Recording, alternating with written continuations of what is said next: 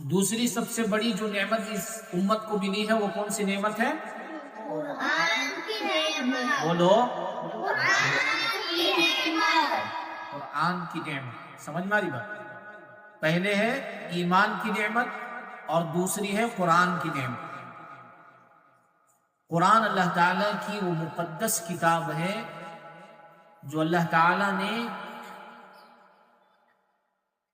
اللہ کے حبیب صلی اللہ علیہ وسلم پر حضرت جبرائیل علیہ السلام کے ذریعے سے نازل کی.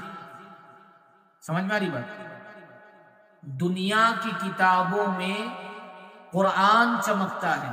دنیا کی کتابوں میں قرآن چمکتا ہے. قرآن میں اللہ کا فرمان چمکتا ہے.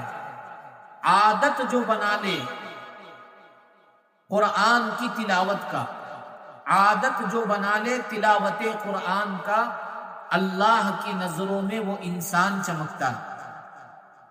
تو اس لیے ہمیں کیا چاہیے کہ ہم بھی قرآن کی تلاوت کرنے والے بن جائیں، قرآن پڑھنے والے بن جائیں، قرآن سیکھنے والے بن جائیں.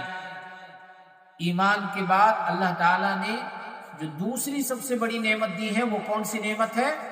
قرآن کی نعمت.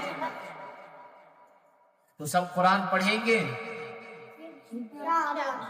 انشاءاللہ.